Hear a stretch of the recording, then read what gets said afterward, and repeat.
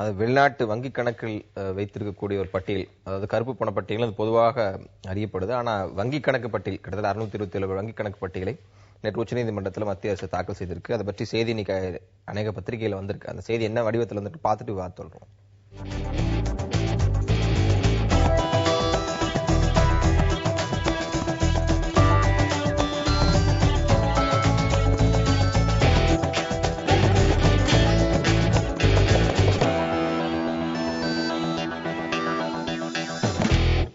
ஆட்சிக்கு வந்த 100 நாட்களில் கருப்பு பணம் மீட்கப்படும். அப்படி மீட்கப்பட்டால் ஒவ்வொரு இந்தியனோட அக்கௌண்ட்லயும் 15 லட்சம் ரூபாய் பணம் சேர்க்கப்படும் அப்படின்னு பாரதிய ஜனதாவுடைய அனைத்து தலைவர்களும், நரேந்திர மோடி உட்பட அனைத்து தலைவர்களும் வாக்குறுதி கொடுத்திருந்தாங்க. ஆனா அந்த 100 நாட்களுக்குள் வங்கி கணக்கு பட்டியலை அதுவும் ஒரே ஒரு வங்கியிடமிருந்து மட்டும்தான் பெற முடிந்ததா அப்படின்னு ஒரு குற்றச்சாட்டு முன்வைக்கப்படுது. உங்களுடைய பதில் என்ன? இங்க பாருங்க, அதாவது மத்திய அரசாங்கம் சொன்னதை செய்திருக்கிறது. இந்த ஒரே ஒரு இதை ட்ராக் போனீங்கன்னா 2009 ராம்ஜெத் மலானி வழக்கு போடுறாரு. வழக்கு போடும்போது அந்த வழக்கு பத்தி பல விஷயங்கள் வரும்பொழுது உச்சநீதிமன்றம் எஸ்ஐடியை ஜஸ்டிஸ் ஜீவன் ரெட்டி தலைமையில் ஒரு எஸ்ஐடி ஸ்பெஷல் இன்வெஸ்டிகேஷன் டீம் ஒரு சிறப்பு புலனாய்வு அமைப்பை போடுது. அப்ப இருந்த காங்கிரஸ் அரசாங்கம், மத்திய அரசாங்கம் அப்படி போடவே கூடாது, எங்களுக்கு தான் அதிகாரம் இருக்கு, மத்திய அரசுக்கு தான் அதிகாரம் இருக்கு, போடக்கூடாதுன்னு சேலஞ்ச் பண்றாங்க. அதுக்கப்புறம் பாத்தீங்கன்னு சொன்னா அது ஒரு 2 நபர் ஜட்ஜி கிட்ட வருது. ஒருத்தர் ஆமா சரிங்கிறாரு, ஒருத்தர் இல்லங்கிறாரு, இப்படி போயிடுச்சு. இப்ப மே மாசம் வரும்பொழுது இந்த தேர்தலுக்கு முன்பாக மே மாசம் ரிசல்ட் வரதுக்கு முன்னாடி ஒரு வாரத்துல நீங்க எஸ்ஐடி போடணும் அப்படின்னு உச்சநீதிமன்றம் உத்தரவு போடுகிறது. பிஜேபி கவர்மெண்ட், மோடி அரசாங்கம் 26ஆம் தேதி பொறுப்பேற்கிறது. 27ஆம் தேதி கேபினெட் மீட்டிங்ல எஸ்ஐடி அப்பாயிண்டட். இப்ப உச்சநீதிமன்றத்துல எஸ்ஐடி எங்களுக்கு தான் அதிகாரம் இருக்கு, எஸ்ஐடி போடக்கூடாதுன்னு சொல்லிட்டு 8/2011 மனு போட்டது காங்கிரஸ் அரசாங்கம், அப்செக்ட் பண்ணது. ஆனா மோடி அரசாங்கம் உடனடியா ஏற்றுக்கொண்டு ஜஸ்டிஸ் ஷா தலைமையில குழு, அதுவும் சாதாரண கமிட்டி இல்ல, ரிசர்ச் அண்ட் ரா chief, IB chief, CBI chief, revenue intelligence chief, financial intelligence chief, narcotic bureau chief, அத்தனை பேரையும் உள்ளடக்கிய ஒரு உயர்மட்ட குழு கமிட்டி அந்த எஸ்ஐடில இருக்கிறாங்க போட்டிருக்கு. இந்த குழு அதனுடைய மீட்டிங்ஸ், பீரியாடிக்கல் மீட்டிங் நடந்திருக்கு. இப்ப பாத்தீங்கன்னு சொன்னா இதுல உடனடியாவே அவங்க 5/8/2014 கூடுகிறாங்க. உடனடியா 27 இதுல ஜூலைல ரிப்போர்ட், ஜூன்ல ரிப்போர்ட் பண்றாங்க. ஒரு மாசத்திலேயே இந்த கருப்பு பணம் என்னென்ன இருக்குன்னு அக்கௌண்ட் அரசாங்கம் இந்த எஸ்ஐடி சிறப்பு புலனாய்வு குழு கிட்ட கொடுக்குது. ஒரே மாசம் ஆட்சி பொறுப்பேற்ற ஒரு மாசம் தங்கிட்ட தகவல் அவங்க கிட்ட கொடுத்தாச்சு. இந்த விஷயம் நடந்திருக்குது. இப்ப நீதிமன்றத்துல வழக்கு என்ன சொல்லுது நீதிமன்றம்? நீங்க ஏன் வச்சிருக்கீங்க, அதை எஸ்ஐடி கொடுங்க, எஸ்ஐடி தான் விசாரிக்கணும். எஸ்ஐடி போட்டதே பிஜேபி கவர்மெண்ட் இப்ப போட்டிருக்கு. எஸ்ஐடி ஆல்ரெடி கொடுத்தாச்சு. உச்ச நீதிமன்றம் ஏன் இந்த போன்ற நிலைப்பாட்டை எடுத்ததுன்னு தெரியல. ஏன்னா இது ஆல்ரெடி இருக்கு. இன்னைக்கு அந்த ஜஸ்டிஸ் ஷா சொல்லிருக்கிறாரு, நேற்றைக்கு நீதிமன்றம் எங்ககிட்ட கொடுத்த லிஸ்ட பாத்தீங்கன்னா ஆல்ரெடி என்கிட்ட அந்த லிஸ்ட் இருக்கு, கவர்மெண்ட் ஏற்கனவே என்கிட்ட கொடுத்துருச்சு அப்படின்னு சொல்றாரு. இப்போ நீதிமன்றம் ஏன் இந்த நிலைப்பாட்டு எடுத்தது? எஸ்ஐடி தான் விசாரிக்கணும்னு சொன்னா எஸ்ஐடி போட்டோம், எஸ்ஐடி அந்த ரிப்போர்ட் அடுத்த கடிதத்துல விவாதத்துக்கு வருவோம். விசாரணை, கருப்பு பணம் விசாரணையே நாங்கள் மறுத்து வந்த காங்கிரஸ் அரசுக்கு மாற்றாக நாங்கள் உடனடியாக களத்தில் இறங்கி வேலை செஞ்சிருக்கோம் அப்படின்னு ராகவன் சொல்றாரு. இதை நீங்க எப்படி பாக்குறீங்க? இல்ல, இன்னைக்கு 627 பேர் கொண்ட பட்டியலே 2011ஆம் ஆண்டு பிரான்ஸ் நாட்டிடமிருந்து அன்றைக்கு இருந்த ஐக்கிய முற்போக்கு கூட்டணி அரசு பெற்ற பட்டியலை தான் இப்போது இவங்க வெளியிடுறாங்க. இது ஏற்கனவே நாங்கள் பெற்ற பட்டியல் இவங்க வெளியிடுறாங்க. அது ஒண்ணு. ரெண்டாவது, வெளியில சமர்ப்பிச்சிருக்காங்க, சமர்ப்பிச்சிருக்காங்க வெளியிட. அதாவது ஏன்னா இதுல பாத்தீங்கன்னா கடந்த சில நாட்களாக உச்ச நீதிமன்றத்திலே இந்த அரசு மீது கடுமையான விமர்சனங்களை மத்திய உச்ச நீதிமன்றம் வைத்திருக்கு. இவர்கள் மீது முற்றிலும் நம்பிக்கை இழந்து விட்டார்கள். நீங்கள் கருப்பு பணத்தை ஒழிக்கிற நடவடிக்கையில் உங்களை அனுமதித்தால் என் வாழ்நாளில் கூட இது நடக்காது, உங்களால் செய்ய முடியாது, நீங்கள் எதையும் செய்ய வேண்டாம், பட்டியலை எங்களிடம் கொடுங்கள், யார் விசாரிப்பது, எப்படி விசாரிப்பது என்பதை நாங்கள் முடிவு செய்கிறோம் என்று சொல்லி இப்பொழுது மத்திய அரசு செய்கிற வேலையை உச்ச நீதிமன்றம் செய்து கொண்டிருக்கிறது. ஆக இதுல என்னன்னா, இவர்கள் முன்னுக்கு பின் முரண். ஏற்கனவே மத்திய அரசு என்ன நிலை எடுத்ததோ அதே நிலையை தான் இவங்க நீதிமன்றத்தில் போய் ரைட் டு பிரைவசி, அப்புறம் டபுள் டாக்ஸேஷன் அவாய்டன்ஸ் அக்ரிமெண்ட் பற்றி எல்லாம் பேசுகிறார். திடீரென்று அருண் ஜேட்லி சொல்லுகிறார், இந்த அக்ரிமெண்ட் இந்த மாதிரி ஒப்பந்தம் போட்டதே கடந்த காங்கிரஸ் அரசுன்னு சொன்னாங்க. அது கிடையாது. ஐக்கிய முன்னணி ஆட்சி காலத்திலே 1996 இந்த இந்த ஒப்பந்தம் போடப்பட்டது.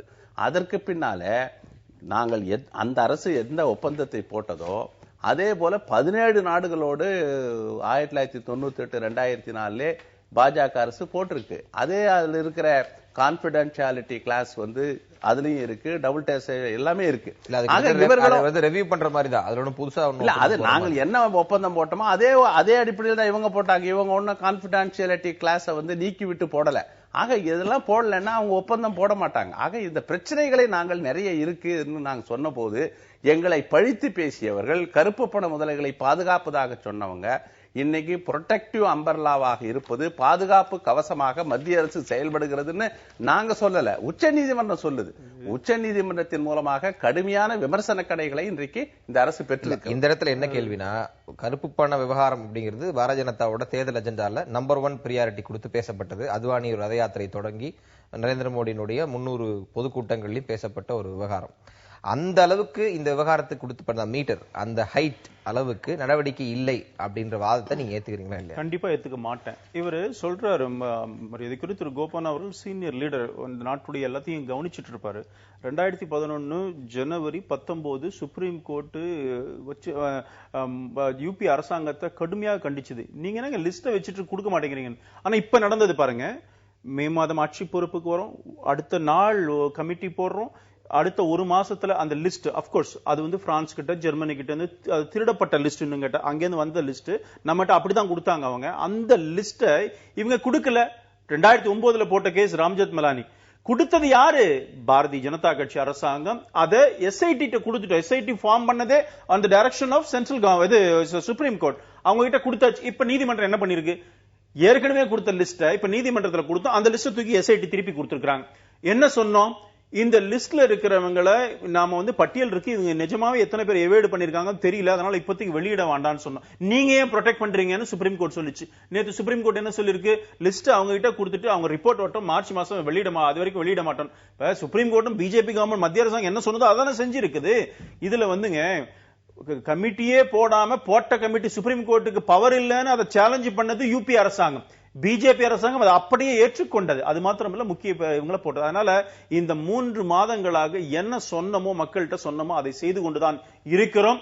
இதுல பாரதிய ஜனதா கட்சி எந்த விதத்திலையும் தேர்தலுக்கு முன்பாக வாக்குகளை பெறுவதற்காக செஞ்சுட்டு இப்ப மாற்றி பேசவே இல்லை என்பதை நான் சொல்லுவேன். இல்ல, 17/10/2014 உச்ச நீதிமன்றத்துல மத்திய அரசு என்ன அபிடவிட் தாக்கல் செய்தது? ரைட் டு பிரைவசி, இந்த மாதிரி டபுள் டாக்ஸேஷன் அவாய்டன்ஸ் அக்ரிமெண்ட் எல்லாம் காரணம் காட்டி இந்த பட்டியலை அவங்க ஒரு காரணம் முன்வைக்கிறாங்களே, இன்னும் எடுக்க வேண்டிய பட்டியல் அதிகமா இருக்கிற காரணத்தினால உடனடியாக வெளியிட்டுறாதீங்க, அதுல நல்ல முதலீடுகள் இருக்கு, அது பாதித்தரக்கூடாது அப்படின்னு ஒரு வார்த்தை முன்வைக்கிறாங்க. ஐக்கிய முற்போக்கு கூட்டணி அரசு என்ன நிலை எடுத்ததோ அதே நிலையத்தான் எடுத்து ஏற்கனவே பட்டியலை வெளியிட வேண்டும் என்று நீதிமன்றம் அந்த ஜூலை 2011 போட்ட அந்த உத்தரவை மாடிபிகேஷன் திருத்தம் செய்யுங்கன்னு தான் இவங்க கோரிக்கை வச்சாங்க. ஆனால் அது திருத்த முடியாது, ஒரு வரி கூட நாங்கள் மாற்ற மாட்டோம், எல்லாவற்றையும் எங்களிடம் கொடுத்து விடுங்கள், நாங்கள் முடிவு செய்கிறோம் என்று சொன்ன பிறகுதான் இவர்கள் பட்டியலை கொடுக்க வேண்டிய நிலை இன்றைக்கு ஏற்பட்டிருக்கிறது. ஏன்னா பட்டியல்ல என்ன பிரச்சனைனா, அதை பற்றி தரவு இன்வெஸ்டிகேஷன் பிரைமா ஃபேசி எஸ்டாப்ளிஷ் பண்ணி அது குற்றம் நிகழ்ந்திருக்கிறது, இந்த நம்ம நாட்டு சட்டப்படி குற்றம் நிகழ்ந்திருக்கிறது என்று நிரூபணம் ஆன பிறகு, விசாரணை முடிந்த பிறகு நீதிமன்றத்தின் ஒப்புதலோடு தான் நம்ம வெளியிடணும். அதுதான் அந்த ஒப்பந்தம். ஆனா இவர்கள் செலக்டிவ் லீக்கேஜ், காங்கிரஸ் கட்சியை வந்து தர்ம சங்கடத்தில் ஆழ்த்துகிற ஒரு பட்டியல் வரப்போகிறது என்று காங்கிரஸை அச்சுறுத்துவதற்கு, அரசியலாக்குவதற்கு இவர்கள் அதை பயன்படுத்த செய்யப்பட்ட அரசியல். அது அடுத்த இடைவெளிக்கு பிறகான விவாதம் பேசலாம். இப்ப யதார்த்தமா வரக்கூடிய கேள்வி, வங்கி கணக்கு பட்டியல் இப்ப வெளியாகி இருக்கு. இதுல எத்தனை முதலீடுகள் சரியானவை, எத்தனை வந்து வரி ஏய்ப்புக்கு உள்ளானவை அப்படிங்கிற விவரங்கள்லாம் தெரியாத போதே இதை ஒரு சாதனையாக முன்னெடுத்து பாரதிய ஜனதா சொல்வதனுடைய அவசியம் என்ன? ஒரு 2 விஷயம் இவர் சொல்றாரு. பிரச்சனையே பாருங்க, ஏப்ரல் மாசத்துல ஒரு சில பேரோட பேரை விட்டாங்க இவங்க வெளில. அப்ப ஜெர்மன் கோச்சிக்கிட்டான், நீ என் கூட அக்ரிமெண்ட் சைன் பண்ணிட்டு நீ பாட்டுக்கு வெளில விடுறேன்னு சொன்னாங்க. அப்போ நோக்கம், காங்கிரஸ் கட்சியோட நோக்கம் இத மாதிரி செஞ்சு மீதி நாடுகள்ல இருந்து பட்டியல் வராம பாத்துக்கிறதுக்கு ப்ரொடெக்ட் பண்ணுவது காங்கிரஸ். நீ வந்து டபுள் டாக்ஸேஷன் அக்ரிமெண்ட் சைன் பண்ணிட்டு இங்க வந்து வெள்ள பட்டியல விட்டீங்கன்னா விட்டுருக்காங்க, அப்ப மீதி நாடுகள்லாம் கொடுக்க மாட்டாங்க, கொடுக்காம பாத்துக்கிறது இவங்களோட எண்ணம். அதனாலதான் வெளில விட்டாங்க. இப்ப மாடிபிகேஷன் ஆர்டர் என்ன சொல்றோம், நீதிமன்றம் கூட சில பேர் இதுவாச்சு, அது வேண்டாம், இந்த மாதிரி எல்லா பட்டியலும் வரணும் நமக்கு, அதை எஸ்ஐடி போட சொன்னீங்க, எஸ்ஐடி போட்டோம். நான் திருப்பி மீண்டும் கேட்கிறேன், சுப்ரீம் கோர்ட் நேற்றைக்கு கண்டிச்சதுன்னு சொல்றாரு இவரு. என்ன சொல்லுச்சு? நீங்க ப்ரொடெக்ட் பண்றீங்க, எங்கிட்ட கொடுங்க, நாங்க பாத்துக்கிறோம் சொல்லிட்டு திருப்பி நாங்க கொடுத்த எஸ்ஐடி தான் கொடுத்துருக்கு. அந்த ஜஸ்டிஸ் ஷா என்ன சொல்றாரு, இந்த பட்டியல் ஏற்கனவே எங்ககிட்ட கொடுத்தாச்சு. அதுவும் இல்லாம இந்த அரசாங்கம் கருப்பு பண விவகாரத்தில் மூடி மறைக்கின்ற வேலையை செய்வதாக நான் நம்பவில்லை. மிக குறுகிய நடவடிக்கை காலத்திலே நிறைய நடவடிக்கை எடுத்திருக்கிறது எஸ்ஐடி நியமித்த ஜஸ்டிஸ் ஷா சொல்றார். அதனால ஷாவோட பேச்சு அதை ஒட்டி இருக்கிற வேற சில அரசியல் நிகழ்வுகளை பத்தி பேசலாம். ஒரு இடைவேளைக்கு பிறகு பேசுவோம்.